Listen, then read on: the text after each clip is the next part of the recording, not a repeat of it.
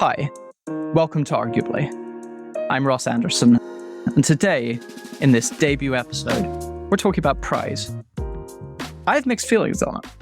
It's a month that says just because your sexuality or gender expression isn't like the straight majority, there's nothing to be ashamed of. You can celebrate loving how you love, being who you are. And the month is chosen in homage to the Stonewall riots, where a group of young gay men gradually got sick of being exploited and put upon and put up a stink. That event sparked the gay rights movement of the 1970s, which convinced a homophobic culture to accept them for who they are and allows for these marches today. That's wonderful. On the flip side, though, an obsession with identity is politically harmful and culturally boring. Being gay doesn't tell me anything about who you are as a person or what you're like other than who you're attracted to. And why should anyone care?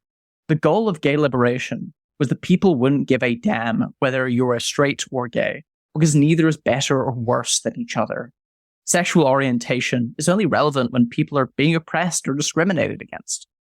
So why should it be a big cultural issue? This isn't to deny the significance of gay art and history. But then again, Pride isn't much help there. Some of our greatest philosophers, scientists, artists, and novelists are gay. Pride consists of corporate banners and constant rainbows. It's all just a bit childish and oversensitive and condescending, as Brad Easton Ellis wrote best in his brilliant 2013 Out magazine essay, In the Reign of the Gay Magical Elves. Can you remember the last Pride fashion collection that was at all interesting? When gays are failing in fashion, something is really wrong. Worst of all, the corporations and worthless nonprofits like GLAAD rake in tons of money. Pride does nothing to help gay people who are actively being persecuted. Your Smirnoff-sponsored street party does nothing to help the gay men being hanged in Iran. And yet, when McDonald's releases a new Pride commercial, like the one they did this year, I found it really sweet. And it's really nice to see how much we've changed and that we can accept people. Pride, gay culture, and gay history are complex and rarely handle the nuance and research required. There are many falsehoods, misconceptions, and myths, but also unsung heroes or unfairly demonized people. My guest, Jamie Kirchick, does a better job than almost anyone else in correcting that. Jamie is a journalistic legend. If you work in the industry, you know this man. He started at the New Republic, where he famously exposed the extremist, racist newsletters published by future presidential candidate Ron Paul. He's an expert in foreign policy, reporting alongside legends like Hitchens in the Middle East, and was famously kicked off the propaganda channel Russia Today after he protested their country's persecution of gay people. Well, Harvey Fierstein, who's a very famous American playwright and actor, he said that being silent in the face of evil is something that we can't do. And so being here on a Kremlin-funded propaganda network, I'm going to wear my gay pride suspenders and I'm going to speak out against the horrific anti-gay legislation that Vladimir Putin has signed into law that was passed unanimously by the Russian Duma that criminalizes homosexual propaganda, that effectively makes it illegal to talk about homosexuality in public.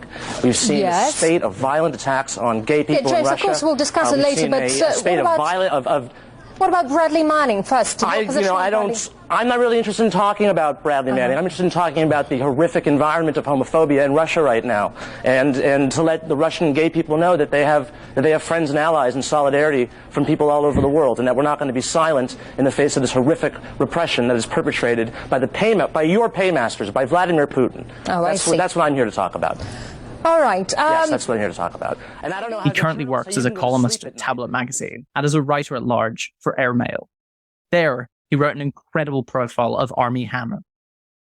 There, he wrote an incredible profile of the actor Armie Hammer, telling the actor's side, his tale, and revealing just how flimsy those career-destroying allegations were. The weaponization of fetish against Hammer resonated with many gay men, and Kirchick is extremely well-versed in the history of such persecution, having spent 10 years writing his brilliant New York Times best-selling book, Secret City, The Hidden History of Gay Washington. He also happens to be gay, but that's the least interesting thing about him. I really hope you enjoy this conversation. I think it was a great episode. I disagree with Jamie at points, but that's the whole damn point. I think you'll learn a lot. I think it'll make you think a lot. And I really want to hear what you think. Enjoy. Jamie Kirchick, welcome to Arguably. Thank you for having me. First question. With the chief fights for legal equality and social tolerance over in the United States, Pride has largely become a sort of month-long corporate-sponsored festival of rainbow positivity. So my main question is, does Pride have any value? Does this have any function anymore? Yes, I do. I think in a sense, the nature of being a homosexual still is you have to live in hiding for some part of your life, right? The whole notion of coming out is something that every gay person has to do. Fortunately, they're doing it a lot younger now, and people are not staying closeted for so long. But there are still people who do suffer and have trouble with their identity. And to have what used to be a weekend or a day, now it's an entire month, where you have corporations and institutions and individuals expressing their support for a community whose people for far too long really had to live in hiding. I do think it's important. I do think it's important for gay people, particularly young gay people, to see that they have support in their broader culture, in their community. I do think it's gone a little too far. We can probably get into that. I don't think I need to see every store and every institution proclaiming its support now, especially considering that it would have been a lot more useful 20 or 30 years ago. I mean, really just in the past year or two, I feel like it's become very fashionable and really low cost or almost no cost for these institutions to proclaim their pride. So I'm not really sure how meaningful it is, but I do think that its existence is still necessary. Related to that lack of skin in the game, many corporations are infamous for changing their Twitter icon or their Instagram icon to a big rainbow logo in American and British and German accounts. Not so much in their Saudi accounts or their Chinese accounts, which tend to keep the original. Is there actually any harm in that, though? I think counterintuitively, it highlights that these countries are still very homophobic, and a video game company changing its logo to have a rainbow flag on it won't do anything to change anything. I think there is harm in it in that these corporations are not being entirely truthful with their audiences. It's low cost or almost no cost to proclaim your pride if you're Mercedes-Benz in Germany or Western Europe, the United States. It has more meaning and it has more impact in countries where homosexuality is illegal and in some cases punishable by death. I understand that that might hurt their bottom line. And I don't really expect these corporations to be going around identifying with LGBT pride. So at the end of the day, why is Mercedes-Benz even doing this in Saudi Arabia? Who cares what Mercedes-Benz thinks about homosexuality in the Arab world? So it seems a little purposeless, but I do think it does reveal, I guess, how far we have to go and how there is a huge cultural gap still on this issue. And in fact, for all the complaints, and I'd say the hysteria, frankly, that some gay rights groups are whipping up about the condition of what it's like to be a gay person in the West. I mean, for instance, the largest gay rights group in the United States last week issued a state of emergency for gay people in the United States, which, I'm leaving my house every day and I'm not concerned about being attacked by anybody. If there's anywhere where it would be a state of emergency, it's a place like Saudi Arabia, or, there's a whole list of dozens of countries where it's illegal to be gay. So you would think that our energies and our anger and our activism would be better served perhaps on those countries rather than complaining about, sexually explicit book that's been removed from a school library. Does not seem to me to be a massive infringement on the rights of gay people. In your 2019 tablet piece, Transgendering Stonewall, you debunk the claims that trans women of color threw the first brick or shot glass at Stonewall, when, in fact, Stonewall was a home of white gay men, and the two candidates frequently given credit for this weren't there, or weren't there at least at the beginning. So why has this myth been so persistent? Nobody legitimate really claims this is real. The main sources on this don't claim it was so. Why is this stuck around? I think that there are several reasons. It actually goes back to the 90s. I did some research on this in terms of when this first started emerging, which was around the time that the transgender movement was trying to affix itself to the gay movement. There's this myth having to do with Stonewall, that the trans movement was always a part of the gay movement and that they were sort of ignored or deliberately obscured by the evil, heinous gay white man. But it really wasn't until the 90s any sort of organized transgender bloc tried to attach itself to the lesbian and gay movement. And it was around that time that this mythology started to be taking place. And I was just reading a collection of essays that was published by a man named Michael Denneny, who was a very important gay publisher. And he was a left liberal in New York, was at Stonewall, and was writing in the 1990s about these attempts by radical left-wingers to rewrite the history and inserting trans women of color at the forefront. And he actually likened it to the sort of Stalinist historians who would erase certain people once they fell into disfavor from the history books. And that's basically what's been going on. So a specific part is that there is a radical transgender movement that is trying to foist a certain set of, I would say, very unpopular ideas, and that wants to implicate gay and lesbian people in this push. For instance, medical transitions for children, biological men and women's sports, a whole litany of things that we're arguing about now. They want to implicate gay men and women in that fight. So they're basically trying to guilt them into saying, we are the real ones who launched this movement for you. You've been stealing all the credit for all these years. You owe us your freedom. And therefore you have to support us now. It's emotional blackmail. And unfortunately it works on a lot of gay people because a lot of gay people are just progressive left-wingers and they want to be nice. They want to be tolerant. They want to be accepting. And so this works on them. It's kind of like a battered wife syndrome where she keeps on coming back. The gay community just gets beat up by the kind of radical trans activists, called all these names. You know, gay white men are racist, they're misogynistic, they're transphobic and whatnot. And it works on a lot of them. And so when a tactic like that works, you keep on using it again.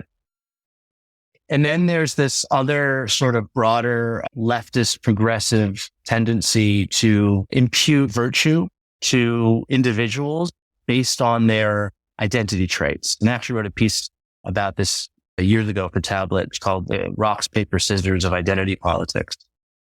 And it's very simple, right? It's like you have cisgender is on top, trans is the subaltern, right? And then you have white is on top is the oppressor, Black or people of color are the subaltern and the oppressed. Men are the oppressive patriarchal forces on top.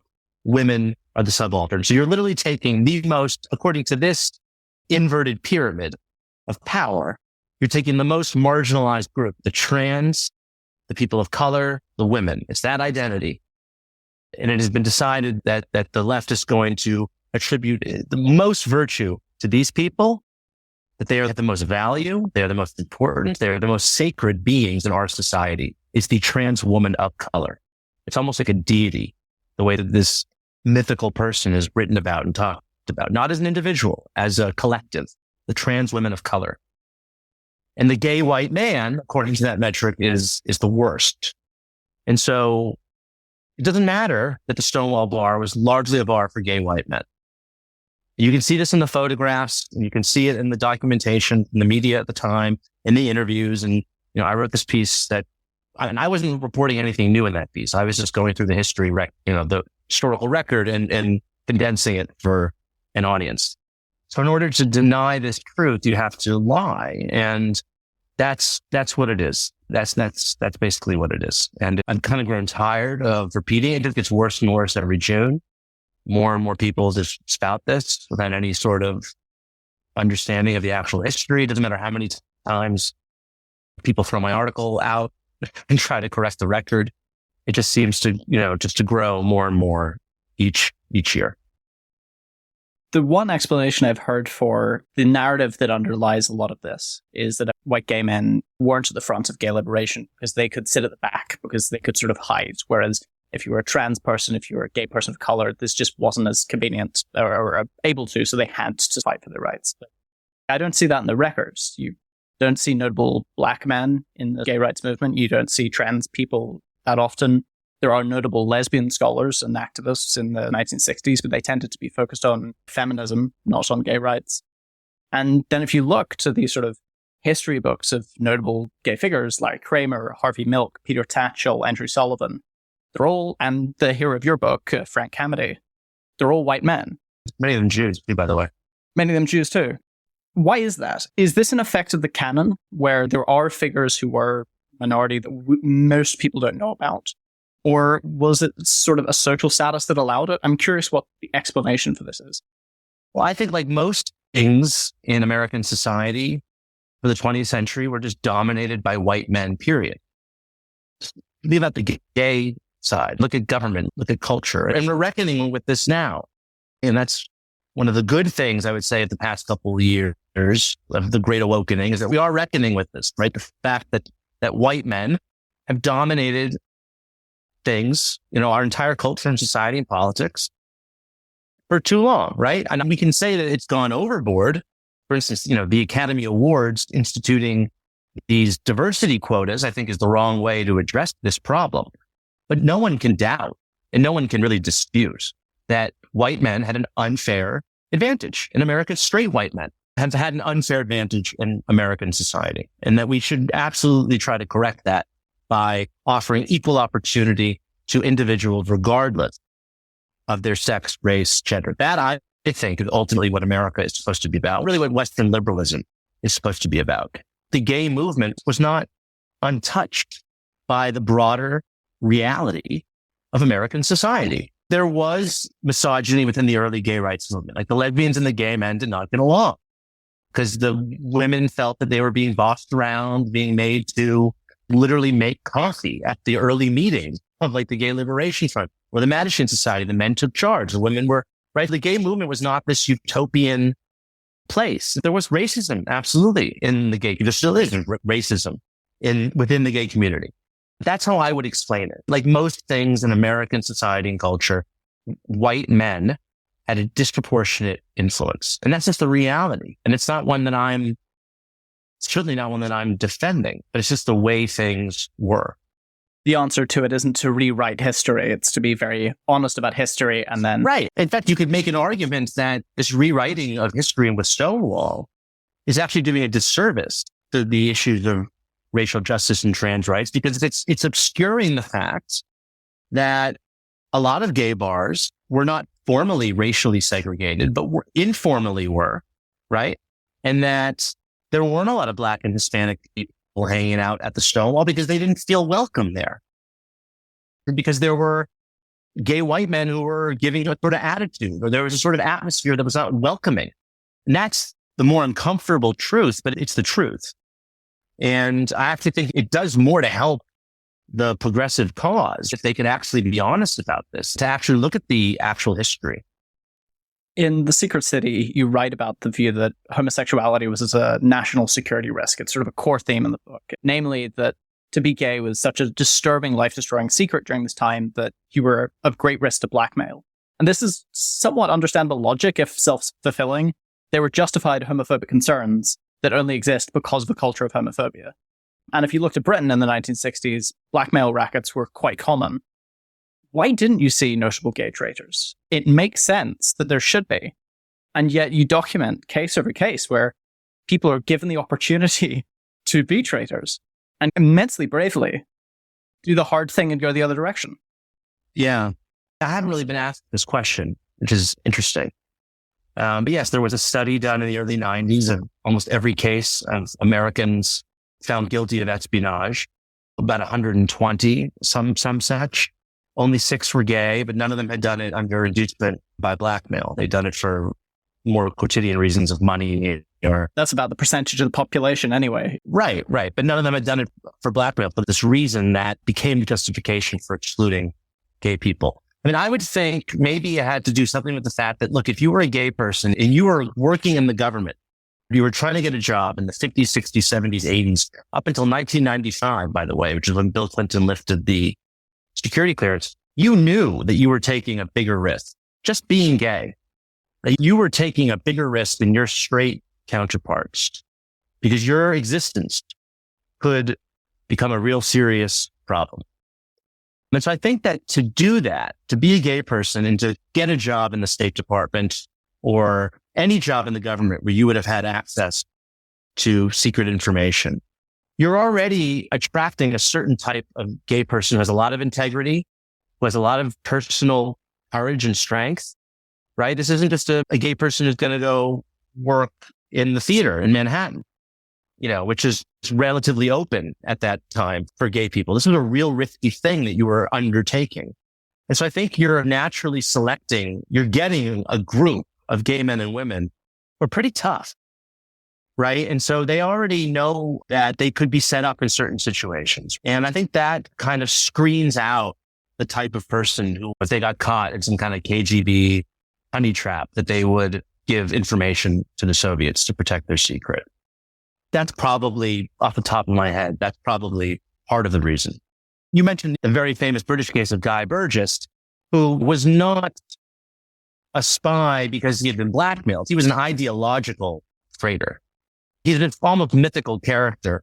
And what's interesting with him is I think once he is exposed and he becomes this kind of mythological character, that's when the arguments about gays representing a national security threat, it goes from being their blackmail liabilities to, oh, they're also ideologically predisposed to be communist traitors. Because look at this Burgess character.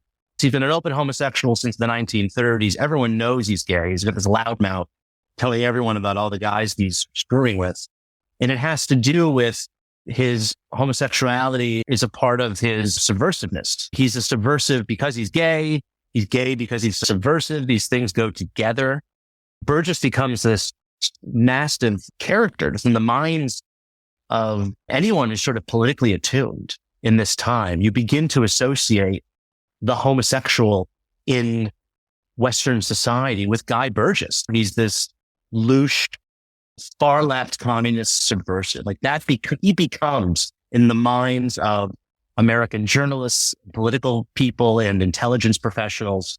Like any gay person becomes a potential Burgess. You mentioned earlier that the Manhattan theater scene was a more open place. In New York, generally, was quite a bit of a gay hub, and same with obviously San Francisco. What I find interesting in your book is that Washington was full of gay people, and yet the whole environment was very paranoid, very sort of closeted. I'm curious, sort of two questions then. One, why was it so gay?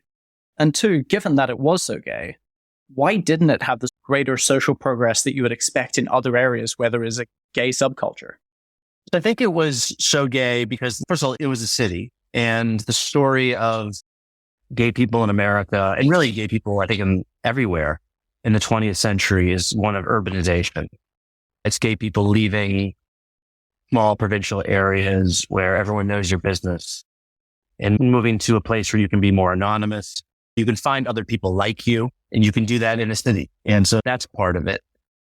There's also the best little boy in the world syndrome, which was based on a book that came out in the early 1970s. It's really a memoir. It's called The Best Little Boy in the World. And it's about a certain type of gay man who, of that generation, really up until very recently, I would say, where because of the closet, because gay boys because they're not chasing girls, they are putting all their efforts into extracurricular activities, and they become really overachievers academically, extracurricularly. You might say Pete Buttigieg is almost the archetype of that. Someone who came out quite late in life, a Rhodes Scholar, learning 8 languages, and we all know how amazing he is, right? He really is the picture of this best little boy in the world. Who's channeling all that kind of sexual energy that straight guys, they're out sowing their wild oats, in their teen years, right? A lot of gay boys are not doing that. They're seeking fulfillment elsewhere.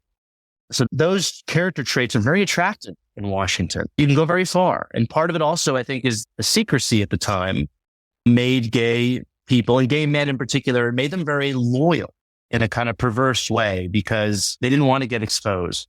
And so they were really willing to go above and beyond and to do whatever it was that the boss wanted. The congressman, you're a lot of gay men on Capitol Hill working as staff assistants, chiefs of staff, press secretaries. They're very dependable. They don't have families. They don't have a wife and child to go home to at night. So they can answer that phone call at 2 a.m. if need be. They can rush to the boss's side. They're always there. So Washington attracts that type of person, and they're traits that and gay men in particular are almost predisposed to have in much higher proportion than straight men. And so that's the reason why DC was so gay. The reason why you don't get much activism is because the people I just described to you are not really revolutionary activist types. They're small C conservative types. Even people working for liberal Democrats on the Hill, they believe in the institutions and in the system. And so what it took was a guy like Frank Kameny, someone who did fit this description that I've made, right? He's a PhD astronomer from Harvard, and he's fired by the federal government. He's working for the Army Map Service in 1957, and he's fired because he's gay. And he just had this singular character, and I knew him. And he was just an extremely stubborn person, like so stubborn that he actually had this crazy notion that when the federal government fired him for being gay in 1957, that he was going to take on the federal government and win. That's how crazily stubborn Frank was. And that's what he did. It took decades, and he lived in utter poverty, but he was successful. And he had a small band of supporters in the Mattachine Society. But I do think that they punched above their weight. I think Frank as an individual punched above his weight and did not get enough credit for the role that he played. I think we're heavily focused on Harvey Milk in San Francisco and ACT UP in New York and whatnot. But, those cities they weren't the seat of the federal government. Washington, D.C. is where the government is located, and it's where power is located and where the decisions are made. And so I think that just by showing up to work every day in these congressional offices, in these federal agencies where decisions were being made, just the regular kind of gay and lesbian staffers throughout the kind of federal bureaucracy, I think they played a very important role that's sort of unheralded in the history books. People are praised for their identity in a certain way in a modern sort of milieu that we've gone from so much shame that people in the closet to now that simply being of an identity category is praiseworthy.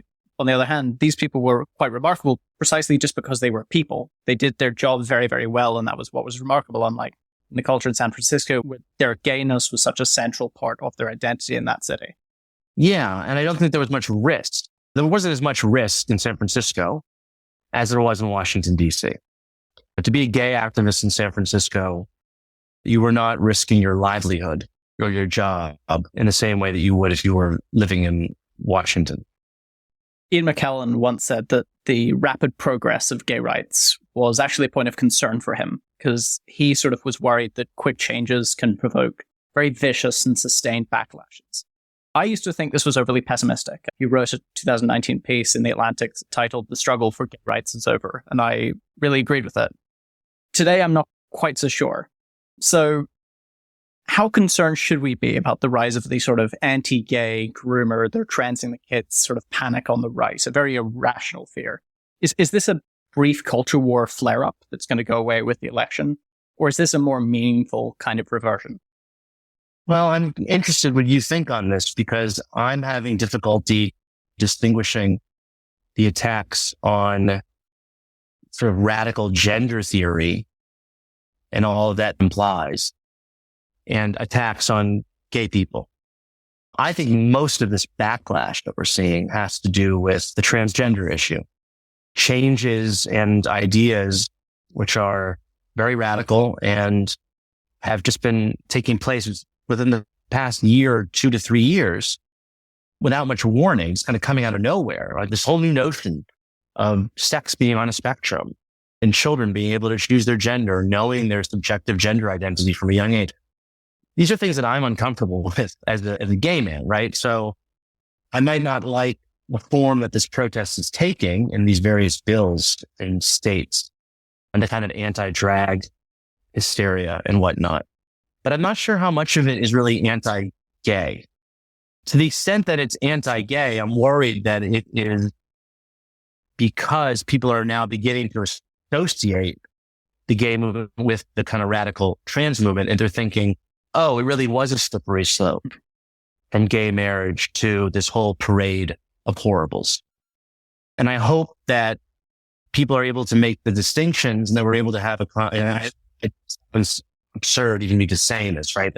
Like, I hope we can have an adult, nuanced conversation about these issues and be able to distinguish between, civil equality for gay people and introducing abstruse gender theory concepts to third graders, But it seems that horse has left the barn already, and that we're not able to have that conversation because we have basically two extremes that have hijacked this conversation. You have a far right represented by Chris Rufo, Matt Walsh, Michael Knowles, who said he wants to eradicate transgenderism, which is heinous rhetoric. And they're taking a very blunt object and just going after everyone. But then you have this woke left that dominates the Democratic Party, the mainstream media, the medical profession, most of our institutions, which has basically gone full bore on radical gender theory. And I think most Americans are in the middle. And we know this. We've seen the polling. And most Americans are pro-gay marriage. They don't believe that children should be allowed to transition.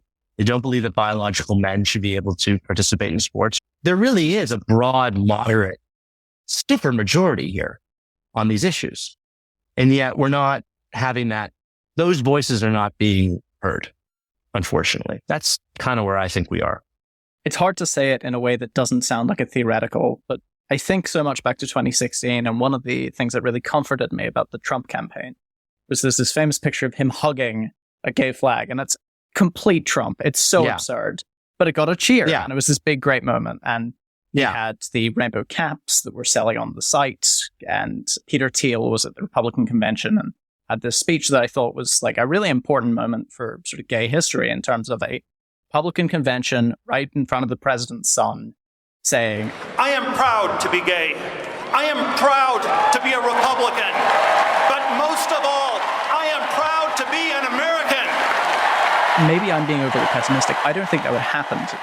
I think if Trump released a rainbow MAGA hat on his website for the new campaign, I think that the DeSantis team would slam down it. And I think if he hugged a rainbow flag at the RNC. If he was hugging the traditional rainbow flag, maybe he'd get credit. It's a good question. But again, I think, but who's to blame for that? Who's to blame for the fact that the rainbow flag is now perceived as being this symbol of Leah Thomas and the trans woman who flashed her breast at the White House, and every just over the top. I mean, there's that Onion story from 20 years ago. The headline, "Gay Rights Parade Sets Gay Rights Movement Back 20 Years," right? And it's about this like Midwestern housewife watching I was all ready to support my neighbors, Adam and Steve, and then I saw these, like winks on parade wearing nothing but assless chaps. That's kind of what I feel like has gone on over the past couple of years. There's this French expression, "épater le bourgeois," to scandalize the bourgeoisie. And that seems to be what the queer, that's the word we haven't even mentioned yet during this conversation, which is that it's not a gay movement anymore. It's a queer movement. And queerness is all about marginality and celebrating marginality. Even though how marginal can it be when the CIA and Raytheon and Nike and all these corporations are celebrating you? You're not marginal, okay?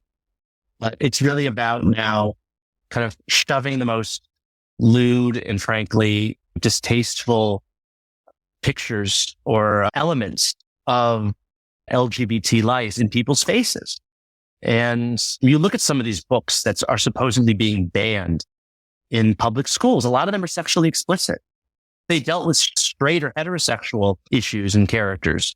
They should also not be taught to young children. This is not necessarily homophobia in a lot of these cases.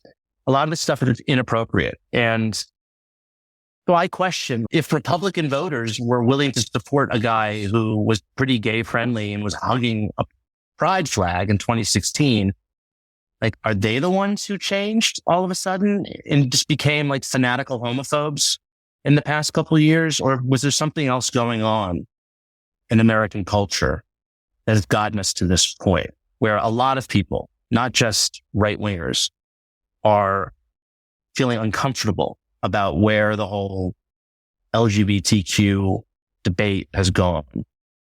It's gone beyond civil equality now for people of a different minority sexual orientation, or civil equality for trans people. It's gone beyond that. We're now dealing with something else. It's not gay rights. It's not what the gay rights movement used to be about. It's something completely different.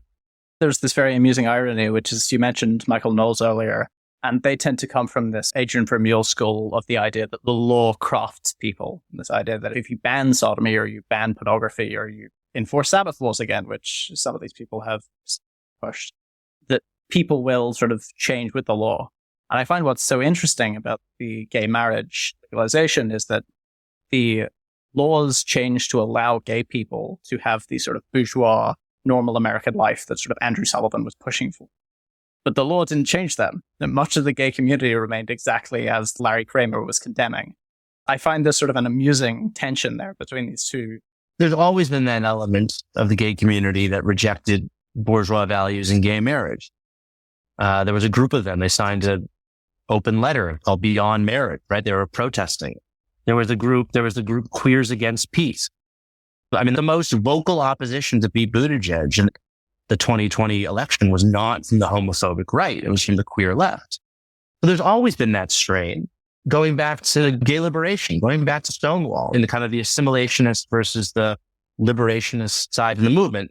What happened is that the liberationist, radical, beyond marriage types the gay movement did not pay them heed. They pushed them aside. They kept them contained, and they presented a very respectable face. It was respectability politics.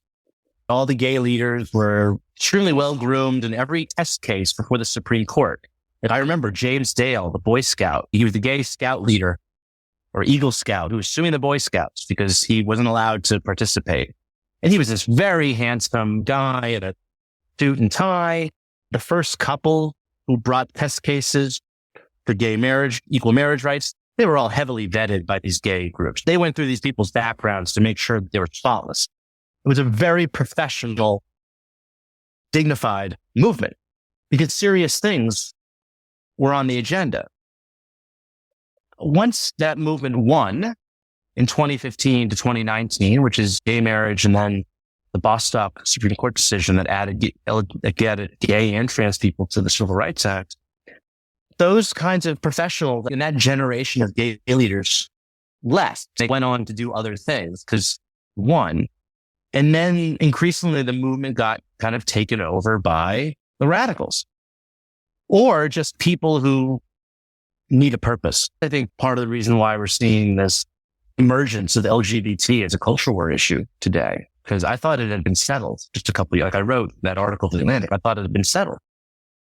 I really do fault the radical left for where we are today. I don't think that conservatives just woke up one morning having already nominated Donald Trump for the presidency, accepting gay marriage at record numbers. Now, a majority of Republicans support gay marriage. It was a conservative Supreme Court that legalized gay marriage and that added gay and lesbian people to the 64 Civil Rights Act. So I just don't think that the right just woke up one morning and decided, we're going to just like restart this culture war. I think they were prodded into it by a radical progressive left that needed a cause. And the cause was radical gender ideology. Going to the very real cases where people are under threat because of being gay, Ted Cruz recently tweeted out in opposition of Uganda's May bill, which criminalized homosexuality and imposed the death penalty for aggravated homosexuality. Other than calling out that this is wrong and immoral, what is the proper response from Western countries? What should our foreign policy stance be regarding countries that put in these very punitive criminalization laws? Well, I think it depends on the country you're dealing with. A country like Saudi Arabia is much more delicate because they are a very important security partner in the Middle East. They're a major source of petroleum. They're an important source of stability, countering Iran. So you can't, unfortunately, make human rights the sine qua non of American foreign policy. You can't just cut off relations and cut off aid and weapons sales and security cooperation with Saudi Arabia because they treat gay people badly or they kill a journalist, like they kill journalists. The United States can't do that. We can't have the foreign policy of Sweden. Sweden might be able to do that, which is one of the reasons why Europeans, I think, they're able to lecture the United States about these things because they're not the most powerful country on earth and they're not a security guarantor. They have the luxury of being able to do that. A country like Uganda, the United States has a lot more freedom to act in terms of sanctions, in terms of the kind of stick we can employ to influence them to behave better. And I would like to see that. And I would expect to see that, especially from this administration. My only concern with that is that I often worry that these sort of policy sanctions end up harming the majority of the Ugandan population who have very little political knowledge, awareness, or even autonomy. They don't have much engagement in their system. You end up penalizing them for the decisions of their far wealthier leaders. And I'm not confident that you end up with a net reduction in harm for doing this. Well, the sanctions should be targeted. I'm not saying that we should be banning, the export of food to Uganda, right? You should be sanctioning the individual, the government officials who are implementing this policy. So whoever the minister is, whoever the members of parliament who voted for this and introduced it, maybe we should consider putting a visa ban on them. Maybe we should be putting bank sanctions on them so that they can't deposit funds in U.S. banks or banks that we have relationships with. So I think targeted sanctions is the way to go. And how impactful have American evangelicals been on the homophobic views in these third world countries? There's a documentary, God Loves Uganda, which suggested that missionaries like Scott Lively seriously affected the country's views and laws. But I don't know if I believe it. I watch it and I sort of think that the documentary filmmakers are believing their own publicity. Oh yes, we changed this country so much with our views. And it's not as though Africa as a continent is renowned for its history of gay tolerance. No, and I've written about this in the past. There's a lot of blame diversion that goes particularly towards Britain because of the colonial history. And that you'll often see people writing about homophobia. For instance, like, I think sodomy is still illegal in India. I think it went back and forth. It was repealed. And you'll see people say, oh, this is all because of the British influence on our country. So supposedly India was this like utopia for gay people before the evil, bad British imperialists came and criminalized sodomy. And then that's when everything went and then it became intolerable. I think that removes a lot of agency from these countries and from these cultures. And we know this because it's been decades since there's been any colonialism anywhere in the world. And these countries still have these rules on the book. And they're still, in some places, violently homophobic. Now, you can say that's all because of the colonial influence. But again, I think that removes a lot of agency from the individuals in these societies. If they just do what the big bad British white man told him to do and told him to believe. It ignores the existence of cultural taboos that have existed in a lot of these societies for generations and that predate colonial powers. I think a lot of it, frankly, has to do with the lack of freedom of expression. Almost all these countries that we're talking about where homosexuality is prescribed by law are authoritarian. And gay rights and free expression go hand in hand. It's not just some coincidence that the countries that are the most hospitable to gay people are liberal democracies, right? It's because it goes back to the beginning of our conversation, right? If part of being gay is having to live a secret, then part of overcoming that is being able to express yourself. And it was solely through the First Amendment and the free expression that it grants, freedom of assembly and freedom of expression, that gay people were able to explain who they were. Like, we're not pedophiles. We're not national security threats. We're not evil. We're not here to convert your children. They were only able to do that because of the First Amendment. And same in Britain, you have similar provisions for free speech and whatnot, that gay people were able to come out and make their case. And it's no coincidence that you see, what is the manifestation of anti-gay sentiment in Russia? It's a law that bans homosexual propaganda, which is basically saying anything positive about gay people. That's how they're fighting it. So yeah, sodomy is legal. Gay sex is legal in Russia. It has been for a long time, but promoting homosexuality is illegal. This law in Uganda is similar to that. It goes even further, right? In instituting the death penalty for homosexual sex. But all these countries prohibit free speech across the board. If gay people in Saudi Arabia or any of these countries, if they were allowed to write articles in the newspaper. They were allowed to portray themselves in television and film. One of the most significant and important ways, by the way, in which gay people were able to kind of change the culture was through television and film. If you were able to see positive portrayals of LGBT characters in mass media in these countries, it would have a huge impact for the better. So I think that's really where the fault lies. The common denominator in these homophobic countries, it's not Islam, because Uganda is a Christian country. It's not religion. It's not economic status, rich or poor. It's freedom. It's liberal values. It's the lack of those values. So that's the common denominator, really, ultimately, in gay rights or the lack of them around the world. Speaking of people keeping it a secret, when we look at the history of journalism, we've seen a lot of incidents of the press hiding unflattering personal details about important subjects, where this should have been known. The public should have known this stuff, and we rightfully condemn it. The public should have known about Roosevelt's physical state and Kennedy's physical state and moral state. And the current norm, as I understand it, is that if a personal detail about someone's life is important to understanding who they are, that we have an obligation to tell readers about it. But where does outing fit into that? When do you think it's right to out someone? I think it is only acceptable in very, very rare circumstances, because you never know what's going on in someone's life that they might be wanting to keep this a secret. They might have a family member who would stop talking to them, who might kick them out, who might cut them off.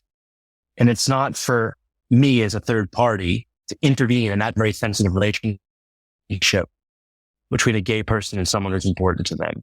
No matter what I might think about it, personally, I would say, if I have a family member who doesn't accept I'm gay, then that's their problem. That's not for me to tell another gay person how they go about their lives. So it's a very, very important sacred thing, really, is a gay person revealing that fact about themselves.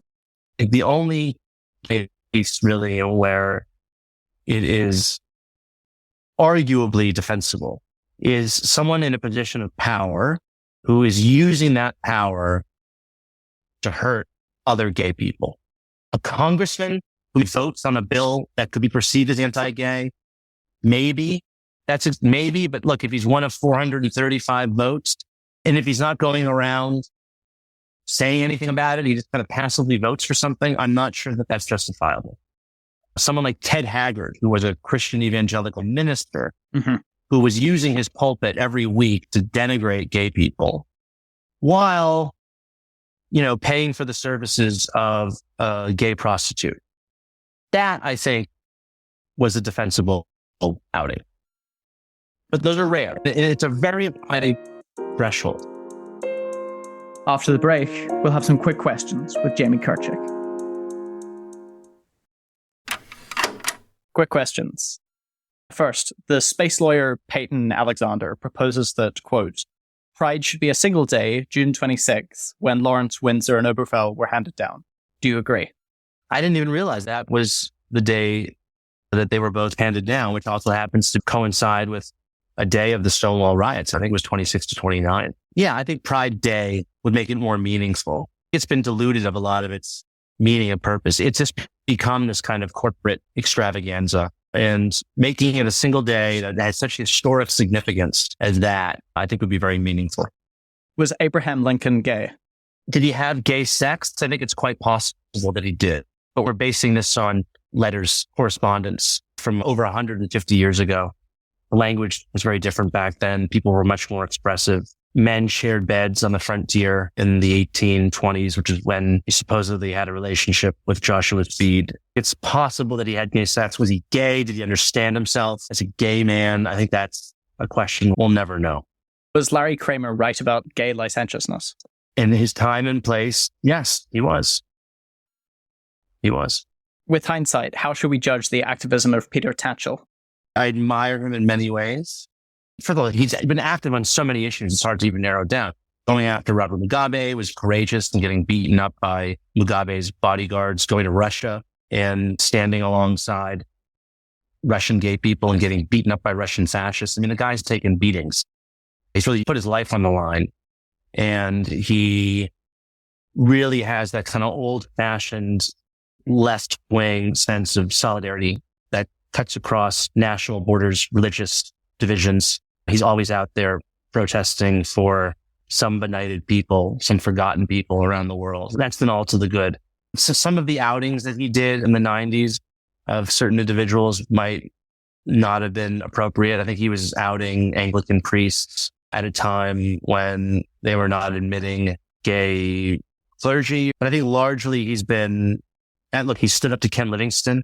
He was on to the Corbynization of the Labour Party within the left. He was outspoken against a lot of it earlier than people realize, because he was very outspoken against Ken Livingston when he was mayor of London for inviting, I remember writing about this, he was very chummy with this Sheikh Qaradawi, who was a Qatari anti-Semite, homophobe, and just the worst of the left-wing sympathy for right-wing Islamic preachers, which was a strange, people will look back on that era after 9/11, the 10 years after 9/11, very strange alliances were built between the far left and what we would consider the far right, but they had brown skin, so apparently they weren't considered far right. And Peter Tatchell was very outspoken about that, so I have a lot of time for him. Do you believe the claims of Scotty Bowers? I'm not sure I believe what he had to say about J. Edgar Hoover. I think J. Edgar Hoover was probably celibate his entire life. But yeah, I think Scotty Bowers was largely telling the truth. Was Rock Hudson's death a significant moment for the country's awareness of AIDS, or is this a sort of revisionism? Oh, no, I think it was probably the most significant in terms of public perception, because up until that point, AIDS was a disease that was affecting homosexuals, hemophiliacs, and then also heroin users. All those people could kind of be forgotten and excluded and not really given any concern. And then you had this matinee idol, this internationally renowned film star. And that definitely woke people up. So yeah, no, it was a huge moment. How should we remember Bayard Rustin? I think Bayard Rustin is one of the great moral figures of the 20th century. One of the most important behind the scenes players in the civil rights movement as a strategist. And Martin Luther King was obviously out front and center. It was obviously an incredible orator, but you had Rustin behind the scenes organizing this, going back decades earlier before King emerged. He was on the scene. His views on race in America, so prescient. And he was a real foe of, for lack of a better term, identity politics. I think he understood that he was really trying to forge a working class movement that would cut across racial division and racial barriers, because he was a socialist. And he understood that people had more in common due to their shared class than they did because of their race necessarily. I think that's a view that's very unfashionable on the left today, but I think it's the correct one. And he was an ardent foe of Black nationalism for that reason. He was an ardent foe of anti-Semitism, a strong supporter of the state of Israel, an ardent foe of oppression anywhere, whether it was Soviet left-wing oppression or right-wing authoritarian oppression. And he advocated for people who were oppressed all over the world, no matter who was doing the oppressing. And the fact that he did this all while he was an openly gay man in the 1960s, that was a big deal. To be an openly gay Black man made him an extreme... In a Christian movement, largely, too. Yeah, the Christian movement. Yeah, so he's really one of my all-time heroes. Speaking of heroes, how does George Santos fit into the history and norms of gay Washington? How do I answer that question? Impolitely. Yeah. Well, he's definitely like a diva. He's definitely a bitch. I do find it somewhat heartening that his homosexuality does not seem to be playing a huge role in this. You don't see many people, pointing to the fact that, oh, he's gay. And I think there's a reason for this. Look, because the fact that he's very openly gay, he's never denied it. And in fact, he married a woman at some point, right? I'm not sure if that's an immigration thing, though. Yeah, maybe an immigration thing. In an earlier era, he would have fit a certain archetype of a gay liar. Because all gay people, for some part of their lives, have to lie about who they are. And so in an earlier era, in the 50s, 60s, 70s, 80s, 90s, you still come across people like this because, look, gay people are better by their nature. They become liars. That's why coming out of the closet is so important, because you're no longer living a lie. But for those who persist in it, They can be very destructive. And so I could have seen an alternate scenario decades earlier where a closeted Santos type, he's very much a kind of Tom Ripley character of just a pathological liar, of which, again, if he had been closeted, and this had been decades ago, his homosexuality would have been an element of that. It would have been pointed to as an element of this broader tableau of lies, that he's living a lie, he's pretending to be someone he's not. Not only is he pretending to be a millionaire who went to all these schools and has all these achievements, he's also lying about his very essence, which is that he's actually a closeted homosexual, pretending something he's not. So it's kind of a relief in a way that he's this kind of larger than life. He's almost becomes a gay stereotype. He did drag. He's on Twitter issuing comments about RuPaul's Drag Race. So I'm kind of relieved that he's very much openly gay and doesn't deny that. He's very proud of it, actually, because in an earlier era, he would have been a very kind of sinister type of maneuvering, manipulative homosexual, devious, sinister queer, which is very much going back to like Guy Burgess, who was also openly gay. But like the kind of sinister, secretive homosexual, it's a trope in Hollywood movies of a certain era. And he would have fit that very much. But for the fact that he's very much openly gay, he doesn't fit that archetype. Why does anyone respect GLAAD? Well, I think they exercise a lot of influence in the media business, because if you don't meet their criteria of representation, then they will issue reports and condemn you, whether you're a movie studio, a television network. If you don't have enough gay characters or trans characters in a television show or a film, never mind if it's appropriate, right? Like not every movie and film needs to have gay characters. Okay. Leave that up to the creators. Let creators create. There's no shortage of very highly talented gay, lesbian, and straight people, by the way, working in these creative industries who are not bigoted or homophobic. They just want to be able to create. And in some cases, their characters will be gay. Hopefully, they'll be gay, and maybe being gay won't even be an aspect of their life in the film. It's just sort of this character's gay, and it's not a central component to the plot. It's just, maybe 30 years ago, the character would have been straight. Now it's gay, and it doesn't matter. And I think we're getting there on our own, and we don't need outside ideological pressure from activist groups telling artists what to create. I think it's a really bad phenomenon, whether it's the government that's telling artists what they can and cannot create, or pressure groups on the outside. I think that individuals should be allowed to follow their own creative inspiration, and they should not be told what they can and cannot do. Should the Sisters of Perpetual Indulgence hold a Hunky Muhammad competition on Ramadan? That's a good question. I don't think they should. They certainly wouldn't, which tells you everything. It's also the reason why there's no Book of Muhammad on Broadway. What do you think of the 1961 film Victim? I think it's a terrific film. It's obviously very dated. It's very of its time. The whole issue is sort of gestured at. I'm not sure what the rules were in Britain at the time in terms of depicting homosexuality on screen. I know in America, they weren't able to do it explicitly until the following year, 1962, with advised consent. But I thought it dealt with the issue in a very humane way. And it depicted gay men as, the title implies, victims. They were victims in that movie of a blackmail ring. And I think it humanized that. And I think it was actually a very influential film. I know played an important role in drawing public attention to the issue. Having met the man, what's your impression of Armie Hammer, the person?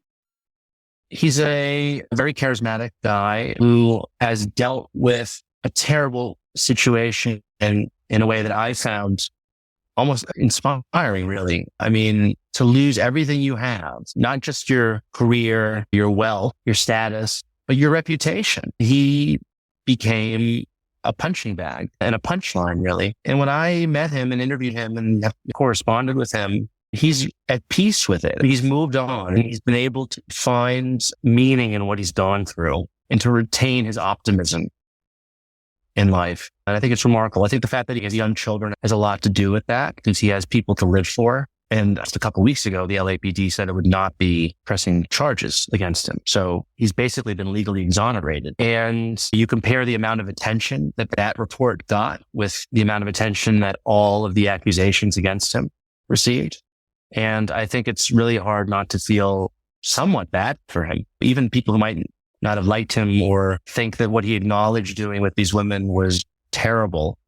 It's hard to say that he deserved what he got.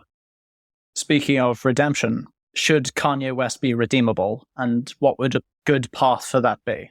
He would have to apologize, and he would have to really sincerely apologize. And I don't even know what that would look like. And I also don't know how much of what he's been saying about Jews, about Black people. I mean, you take all the crazy things he said. I don't know how much of it has to do with his mental state. He's clearly not a mentally well person. So it's going to be a very difficult process for him to redeem himself.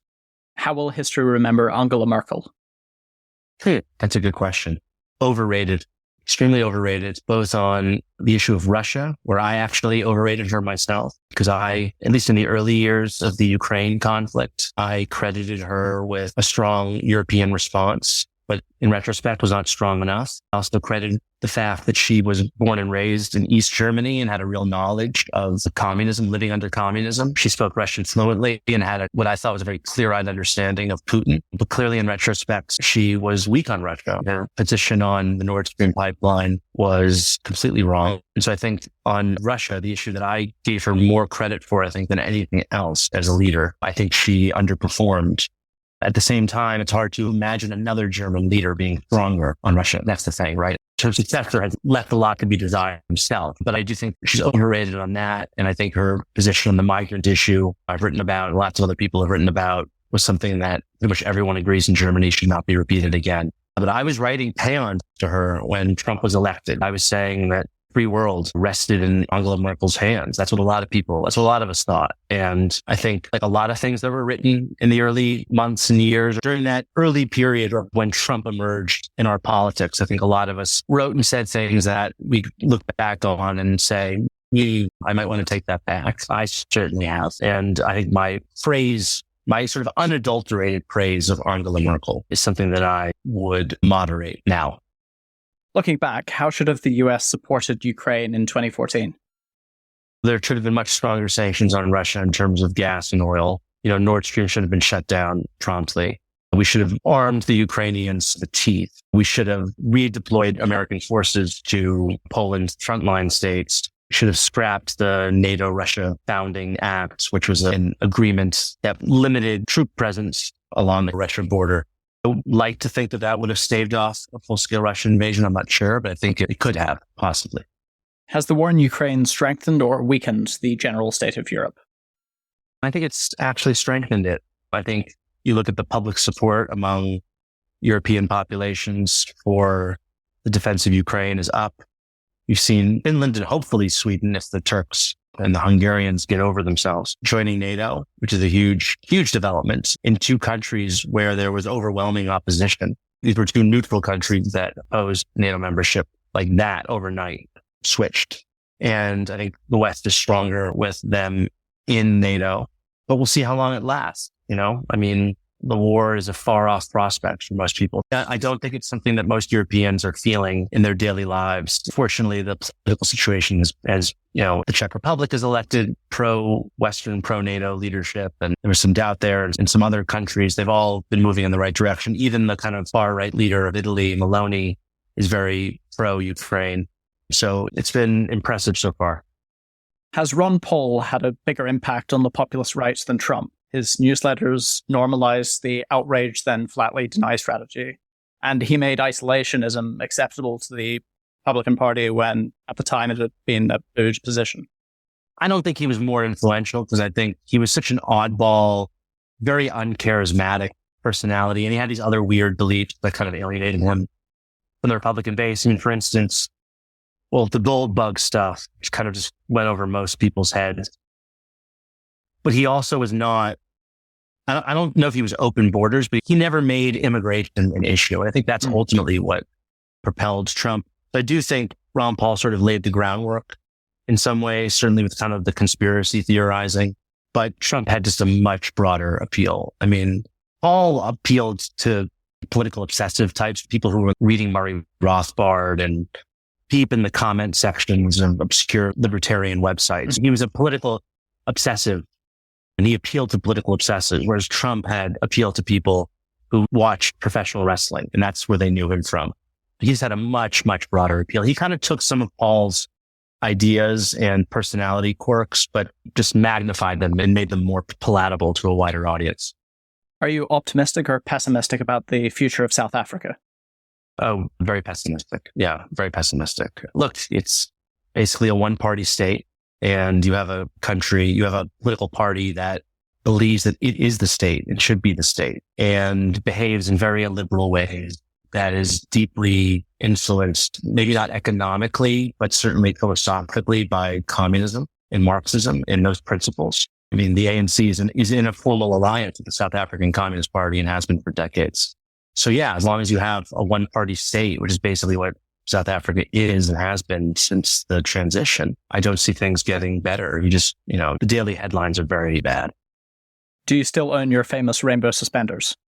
I do. They're in my closet, actually. I haven't worn them since, but you could sell them probably for a lot of money. Yeah, I'm not there yet where I need to do that, but that's a good idea. Why are there no good gay magazines? There are good and bad reasons for that. I would say a good reason for that is because if you're a gay person and you want to write about gay subjects, you can do that anywhere now. And, someone like Andrew Sullivan really led the way on that, writing about gay stuff all the time for the New Republic and on the New York Times Magazine, right? It used to be that there were really smart, talented gay writers who wanted to write about gay literature, gay art, gay history. The mainstream media, even the liberal mainstream media, even the New York Times, considered that filth, right? And it was too niche of a subject. So if you were like a gay art historian and you wanted to write about the influence of homosexuality in Western art, which is a very legitimate, fascinating topic, the only place you could do that was in maybe Christopher Street Magazine, right? Or these small kind of niche publications. So the fact that mainstream audiences, straight people, are now more interested in those subjects, it's a great thing, right? And it's a great time to be a gay writer or a person interested in writing about sexuality. You can write about those subjects for most places now. So that's part of the reason, is that there's no longer a need like there used to be for it. So that's the good reason. I said the bad reason is because of that, the remaining publications have become so niche that they've actually become more small-minded. They only see themselves as speaking to a very niche audience of gay people who are only interested in gay things, as opposed to like, let's have a magazine for a general gay audience, but that is a broad-minded audience and that wants to read about broader topics. Some of this audience is going to be conservative, right? Or libertarian, right? So let's not have a very dogmatic, doctrinaire left-wing agenda in how we cover things, because gay people come in all shapes and sizes and all political ideologies. And unfortunately, the gay press today is so doctrinaire and dogmatically left-wing. It's only speaking to that portion of the gay community. So yeah, if you're a gay writer, let's say you're not even interested in politics, let's say you're apolitical, then who would you write for? You wouldn't want to write for the gay press. You write for a mainstream outlet. On a more positive aspect, who are the greatest editors working today? The greatest editors? Well, I have to obviously say Alana Newhouse, the editor-in-chief of Tablet Magazine. Her husband, David Samuels, literary editor of Tablet Magazine. Graydon Carter, who's my editor at Airmail, who's a legend. Those are the editors that I work with most closely. I'm trying to think of other kind of publications I read. I mean, the problem is that magazines don't really exist anymore. Magazines used to be very much an expression of an editor's sensibility. An editor would very much implant their sensibility on a publication. So, Andrew Sullivan's New Republic was very different from Michael Kinsley's New Republic. Tina Brown's New Yorker was very different from David Remnick, New Yorker. And editors, so as magazines have declined, the role of the editor as a kind of visionary who would present you, the reader, with a way of thinking about the world every week or every month, that role has really almost disappeared. I mean, it would be too predictable for me to say David Remnick. That would be obvious. And he's obviously a great editor. As much as I may disagree with some of his political views or whatever, he clearly is, I think, like the last of that generation. That's one type of editor. There are other editors who are just excellent line editors, like working with an individual writer on a piece. And I've been privileged to work with some very talented editors of that type. One of the greatest editors died last week, Robert Gottlieb, who you just read about the authors that he worked with. It's incredible. He edited The New Yorker for 5 years too, on top of that. And I don't think they make them like that anymore. I've mentioned a bunch of people who are older have just died. I don't know if we're going to be able to produce editors of that quality, because magazine, as I grew up loving magazines, I was a magazine hound. I would just collect them and read them cover to cover. And they don't really exist anymore. And it's really sad. I mean, it's part of the reason why I'm so pressed about the future of this business. It's changing a lot, and there have been good aspects of the way that it's changed, obviously. There's so many more opportunities for people than there used to be, but we've lost a lot, I think, in the death of magazines. I think Fraser Nelson is a great editor of The Spectator, which I think is a great, lively magazine, and he's really done a fantastic job. I think he's been there for almost 15 years. Which top-tier publications would you recommend that you regularly read, but you think are underappreciated and underread? You can't say Airmail. That's my choice. Well, thank you. I agree. I think Airmail is becoming kind of more known, and I'm not sure it's it's fair to say it's underread. Of course, everything you love is underread. That's a good question. Harper's is quite good. Do Substacks count? Yeah. I really like, he's not a publication. He's a writer, Freddie DeBoer, who's politically very different from me. He's a socialist, but I think he's just a fantastic writer. I'm trying to think what other publications. I'm reading less and less. I read the Wall Street Journal every morning. That's not underread. That's the highest circulation newspaper in the country. But I find myself reading more books now because of this decline of magazines. I don't find the magazines as appealing. Digital, I read the places I write for. I read Tablet. I read Airmail. I read the Wall Street Journal. I read the Times and the Post when I need to, but not on a regular basis. And and then I read books. I'm trying to spend more time reading books. Final 3 questions. Who is the most important person who listeners likely haven't heard of? In the world? However you want to take that question. Working, alive, in history, gay history, and Jewish history, wherever you want to go. Oh my God. Most important person people haven't heard of. Wow, you really sprung that on me here. That's like 2 big qualifiers. Well, people probably forget him. So maybe Arthur Schlesinger, who was a historian. He was derided as the court historian of the Kennedy administration. But, looking back in the work that I did on Secret City, he was a very important figure. He wrote a book that was very important in 1949 called The Vital Center, which I've been going back to recently because I feel like the message that he was conveying, the argument he was making in that book is sort of newly relevant. This was after World War II, was just getting into the Cold War, but also seeing the rise of McCarthyism was waiting in the wings. And he was coming out and arguing for a vital center. America was trying to figure out what its role should be. You had a lot of people who were on the left who were underplaying or ignoring the threat of communism. And then you had people on the right who were exploiting that, like McCarthy would. And it was this very perilous dynamic in American politics. And Schlesinger was arguing for a vital center, one that acknowledged the importance of liberal democracy and the threats posed from both the left and the right to liberal democracy. And I feel like now we're in a similar situation where we have extremes, forces on both sides are feeding off each other and the center's collapsing. And I think we need a new kind of argument for a new vital center. And so I've just been thinking a lot about Arthur Schlesinger and the kind of arguments he made and the role he played in American letters and politics. He was a very kind of like bon vivant. He went to cocktail parties and knew lots of fascinating celebrities and intellectuals. And he wrote history books, and he was an interesting character. What book would you recommend that most listeners will not have read or perhaps even heard of? Well, it's one of my favorite novels, but I'm assuming your listeners might have heard of it. The Line of Beauty by Alan Hollyhurst. It won the Booker Prize, so it's pretty well known. But it's one of my top novels. And final question, where can people find you and what are you currently working on? People can find me on Twitter, I guess, although I don't really tweet that much, at J Kirchick. And what am I working on? Yeah, I'm working on pieces for Tablet and Airmail that I can't really divulge. And I'm thinking of a second book topic because that's what I kind of want to constantly be doing, is working on books, but I haven't settled on anything yet. So that's taking a lot of time, just sitting here, sitting and thinking and contemplating and trying to come up with something. I have ideas, but I haven't settled on anything. Are you looking for something you'll do shorter, or are you looking for another 10-year project? Oh, I don't think I can stomach another massive history tome now. So yeah, all the ideas I have are significantly shorter. Jamie Kirchick, thank you for speaking with us. Thanks for having me. Thank you for listening. If you like the podcast, please share it with your friends and family and give us a 5-star review on Apple Podcasts. If you really loved it, you can become a supporter at arguablypod.com. For just £5 a month or £50 a year, you'll get access to new episodes a week early, participate in our Q&A episodes, and join the comments section.